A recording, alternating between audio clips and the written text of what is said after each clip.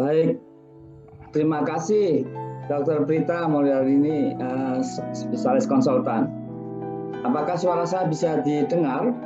Baik, Prof. Baik, terima kasih. Ya, kami mau sharing screen sebentar.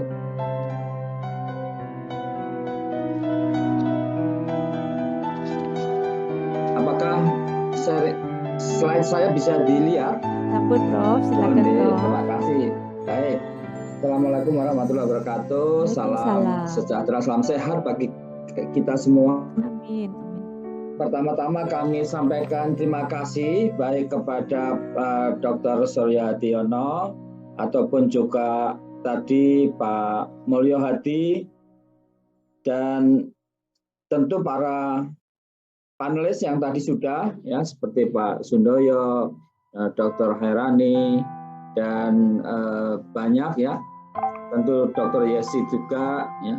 Nah, bersama kami karena komitmen kami ini didampingi oleh Ibu Deputi Direksi Bidang JPKP, Ibu Ari, demikian juga Deputi Direksi Bidang JPKR, Ibu Elsa. Jadi nanti kalau diperlukan yang lebih detail dan teknis, kami bisa menyampaikan. Baik, Bapak Ibu sekalian, kalau kita lihatnya, nah mengenai peran BPJS ini, terutama di dalam kesehatan maternal, dan kita ketahui tadi bahwa angka kematian ibu kita ini masih sangat tinggi dibanding angka kematian ibu di negara-negara ASEAN. Dan tadi juga bagaimana AMP, audit maternal perinatal, baik dari sisi hukum, kemudian praktek di lapangan, dan lain-lainnya, yang memang banyak kendala, kadang-kadang juga kita terjebak menurut saya pada bukan esensinya, tapi masalah yuridis formalnya. Tetapi tadi baik oleh Dr. Wahdi, yang Pak Wali Kota Metro, ataupun juga tadi dengan Pak Yudi ya dari FK4 ataupun juga Bu Hairani, ada semacam backup peraturannya entah di tingkat kabupaten kota ataupun provinsi. Nah, ini menariknya, tetapi tentu kita tidak boleh lupa bahwa apa esensi proses pembelajaran untuk tidak terulang kembali terjadinya kematian maternal perinatal. Nah, untuk itu bagaimana sebetulnya BPJS Kesehatan bisa berkontribusi atau berperan baik di dalam cakupan ataupun pelayanan yang terkait dengan maternal perinatal. Nah, kita lihat Bapak Ibu sekalian mengenai kondisi terkini jaminan kesehatan nasional, ini rupa-rupanya di dalam pembangunan bangsa dan negara memiliki kontribusi yang cukup signifikan. Jadi contohnya untuk mencegah kemiskinan. Izin Prof, berkenan diperbesar Prof di slideshow Prof. Oh iya. Kalau suaranya udah jelas? Jelas Prof, ya. Jelas. Jadi laporan WHO kita ketahui bahwa puluhan bahkan sebelumnya sampai 100 lebih juta orang jatuh miskin gara-gara sakit. Nah, di Indonesia memang dulu orang miskin dilarang sakit, katanya begitu, ada bukunya ya yang beredar di Jogja ya. Tapi dengan BPJS ini telah dihitung oleh ahli, nah itu bisa menurunkan atau mencegah kemiskinan karena jatuh sakit itu tahun 2016 1,16 juta orang, tahun 2019 itu 8,10 juta orang atau 8,1 juta orang, dan menurunkan porsi out of pocket dari total belanja kesehatan itu dari 47% di tahun 2013, bahkan tahun-tahun sebelum ada jam kerja BPJS, nah atau sistem JPKM waktu itu sampai 70%. Dan kemudian kita lihat tahun 2018 itu menjadi 31,9% ya. Nah, ini sama juga kalau kita baca laporan dari Lancet, itu untuk Indonesia out of pocket-nya itu sekitar 30-an%. Bandingkan dengan Malaysia sebagai contoh yang semua dijamin melalui sistem tax base ya, karena negara-negara yang di bawah pengaruh Inggris. Nah, ini umumnya memang semacam dalam tanda petik gratis ya, kecuali RM1 begitu ya. Itu masih 40% out of pocket-nya. Apalagi kalau kita bandingkan dengan Filipina. Nah, ini menarik juga kontribusi JKN KIS ini bisa menurunkan koefisien Gini, yaitu satu ukuran yang mengukur ketidakadilan gap antara yang kaya dan yang miskin. Demikian juga menggerakkan ekonomi, lalu menciptakan lapangan kerja, meningkatkan akses pelayanan kesehatan, meningkatkan angka harapan hidup. Ini angka harapan hidup menaik sekitar 2,1 tahun. Ya, kemudian output penciptaan lapangan kerja juga. Nah, tentu kita semua berkeinginan untuk BPJS berkontribusi di rencana pembangunan jangka menengah nasional ya, itu kira-kira kita ingin mengembangkan bagaimana di layanan primer bisa meningkatkan mutunya. Makanya sistem pembayaran kapitasi kita inginkan bisa berbasis pada kinerja gitu. Nah, kita di dalam inovasi dan era digitalisasi revolusi industri 4.0 berkeinginan di BPJS Kesehatan tidak ketinggalan zaman dengan berbagai macam inovasi akan kami kembangkan dan sudah dalam proses pengembangan.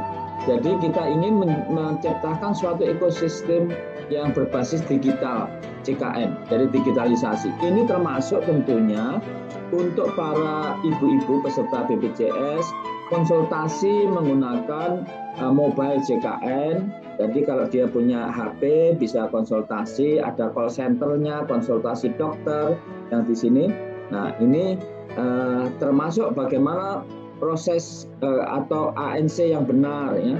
Berapa kali, bagaimana menjaga kualitas ANC, kemudian bagaimana diet ataupun input untuk konsumsinya sehingga tumbuh kembang bayinya atau fetusnya yang masih di dalam kandungan itu bisa optimum dan lain sebagainya.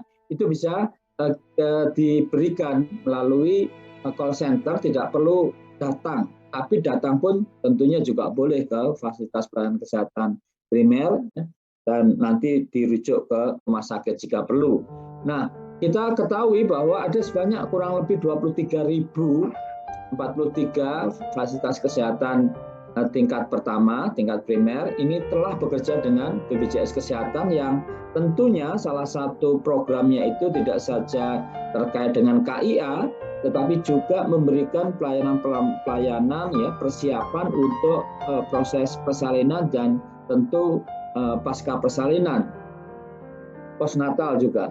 Tentu kita bisa lihat juga rumah sakit sudah sekitar 2.507 yang telah bekerja sama dan mayoritas itu adalah rumah sakit swasta 63%. Nah, sedangkan kunjungan ini kita lihat terus-menerus meningkat, kecuali memang di tahun 2020 ya, ini FKTP agak menurun. Nah, bagaimana proses persalinan atau jumlah persalinan nanti kita lihat untuk di FKTP ataupun juga di rumah sakit. Nah, ini khusus untuk pelayanan maternal ya, kita lihat bahwa manfaat pelayanan yang dijamin oleh BPJS ya, benefitnya untuk kesehatan reproduksi itu screening untuk kanker serviks, coba kanker payudara, ANC, persalinan, postnatal care-nya dan pelayanan KB-nya. Jadi ini sebetulnya kali ini kita berharap memang sistem JKN KIS dan BPJS Kesehatan ini ingin berkontribusi untuk penurunan angka kematian ibu dan bayi balita. Nah, Bapak Ibu sekalian, kalau kita lihat peraturan Presiden nomor 82 tahun 2018 tentang jaminan kesehatan, ini adalah berupa perlindungan kesehatan agar peserta memperoleh manfaat pembiayaan kesehatan, perlindungan dalam pemenuhan kebutuhan dasar kesehatan yang diberikan pada setiap orang yang telah membayar iuran jaminan kesehatan atau iuran jaminan kesehatannya, jika memang mereka memenuhi syarat seperti PBI, penerima bantuan iuran, dibayar oleh pemerintah pusat atau bisa juga oleh pemerintah daerah gitu. Dan tentu tadi sudah didiskusikan bahwa terutama oleh Dr. Suryo tadi, Dr. Suryo tadi, bahwa promosi prevensi itu penting di dalam satu paket yang tadi tidak bisa dipisahkan. Jadi cakupan di pelayanan terutama harusnya sudah masuk kapitasi itu adalah selain administrasi termasuk screening CA cervix dan payudara, tapi payudara tentu yang lebih sederhana ya.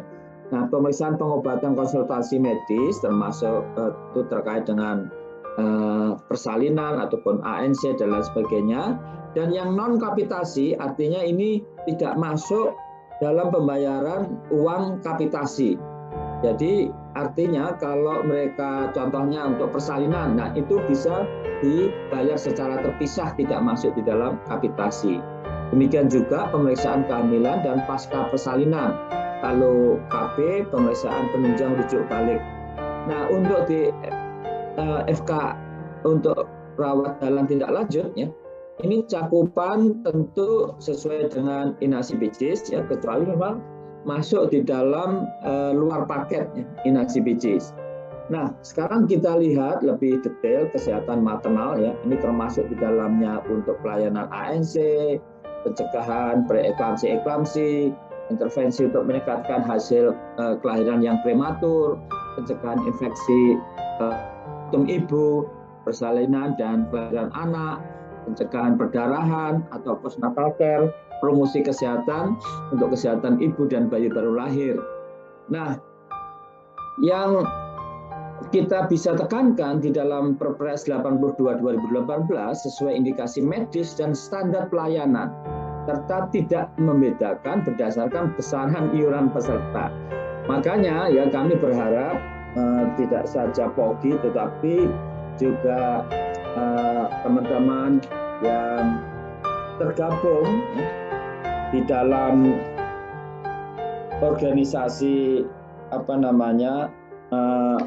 SOGI ini, kita ingin untuk bisa berkontribusi menyusun standar pelayanan yang diperlukan untuk pelayanan yang terkait dengan maternal perinatal ini. Jadi yang kita cover ya, ini termasuk tadi screening untuk kanker serviks, ya, kanker payudara, apakah bentuknya IVA atau pap smear, lalu pelayanan KB, ya, ini termasuk konseling, ya, pil kondom, pembiayaan kapitasi masuk di situ. Tapi kalau pasang cabut, IUD, kemudian implan, suntik, ya, MOP, vasektomi, penanganan komplikasi KB itu masuknya non kapitasi, artinya nanti dibayar secara terpisah. Sedangkan untuk fasilitas kesehatan rawat lanjut, ya, itu vasektomi, ya, tubektomi tentunya, dan ANC, PNC dilakukan di FKTP, tempat peserta terdaftar atau bidang jejaring FKTP, yang jumlahnya ya kurang lebih 4 kali pemeriksaan selama masa persalinan. Lalu PNC 2 kali kunjungan ibu nipas neonatus pertama dan kedua. Lalu untuk persalinan yang pervaginam normal, persalinan pervaginam dengan penyulit, tindakan pasca persalinan, dan pelayanan prarujukan pada komplikasi kebidanan dan atau neonatal di FKTP maupun sebelumnya di FKRTL. Nah, Bapak Ibu sekalian, kalau kita lihat ya, ini sampai katakanlah bulan Maret 2021, jadi ini baru sekali ini. Terima kasih pada Bu Ari ya. Tren pelayanan KIA ini kalau kita lihat, ya, ANC, pelayanan KB, PNC, dan prarujukan meningkat. Ya, terus-menerus dari tahun 2017 itu meningkat. Nah, tapi untuk 2020 ini menurun. Mungkin banyak faktor, barangkali antara lain akibat dampak pandemi. Tapi yang menarik, Bapak Ibu sekalian, di era pandemi ini kan orang banyak di rumah. Bapak Ibu juga di rumah, tapi persalinan di FKTP-nya menurun. Nah, pertanyaannya apakah jumlah persalinan menurun? Padahal sekali lagi tadi banyak yang di rumah, apalagi kalau listriknya mati. Nah, ini ya harusnya menaik, tapi ini menurun gitu. Nah, kita bisa lihat juga kasus persalinan di tingkat lanjut. Jadi mungkin tadi persalinannya nambah, tetapi tempatnya tidak di rawat jalan, tidak di layanan primer, tetapi di layanan tingkat lanjut. Yang menarik Bapak Ibu sekalian, masih terdapat kurang lebih 26% persalinan normal itu dilakukan tidak di layanan primer, tidak di FKTP. Yang di FKTP itu sekitar 37%, tapi 26% itu di tingkat lanjutan, jadi rujukan. Nah, sedangkan persalinan untuk SC di fasilitas rujukan ya itu 37%. Jadi cukup besar. Nah, sekarang kita mesti harus sepakat ini. Apakah jumlah persalinan untuk SC itu berapa kira-kira normalnya begitu? Nah, Bapak Ibu sekalian, kalau kita lihat ya, ini memang ada kecenderungan cukup tinggi mengenai persalinan SC itu. Ya mungkin saya nggak tahu persis apa penyebabnya. Yang jelas itu angkanya cukup tinggi. Nah, ini yang di beberapa tempat bahkan ada yang 60% ya di beberapa rumah sakit. Jadi ini menarik. Nah, kami berharap memang Oxy bisa juga menyampaikan kira-kira berapa harusnya angka normal itu untuk SC ini. Nah, biaya persalinan di tingkat lanjut 2016-2020 itu selalu meningkat ya. Ini sampai 73%. Nah, persalinan normal di tingkat lanjut tadi 26% ya. Yang normal di FKTP ya, ini tadi di atas sudah ada, tapi di tingkat lanjut itu ada juga ya, tapi tentu tidak terlalu banyak. Nah, untuk kasus persalinan SC yang di fasilitas tingkat lanjut ya, ini jumlahnya. Jadi mild section cesarean section surgery itu 830.648. Intinya kalau kita lihat ini 86% tindakan dan biaya persalinan seksiosesaria di tingkat lanjut itu kategorinya ringan. Nah, ini pertanyaannya karena untuk itu kita harus tahu kira-kira sebetulnya itu berapa persen kurang lebihnya. Nah, perlu tentu evaluasi indikasi dari SC, barangkali lagi-lagi Bapak Ibu yang di Hoxi bisa memberikan kriteria atau indikasi lah untuk SC di tingkat lanjut. Kemudian indikasi sosial atau keinginan peserta tentunya menjadi persoalan di sini karena kalau ini sebetulnya tidak memenuhi indikasi medis, tapi keinginan peserta untuk seksiosesaria tentu tidak masuk jaminan sebetulnya. Nah, jadi kalau kita lihat jadi untuk cesarean section itu 85-86%. Jadi cukup tinggi di sini.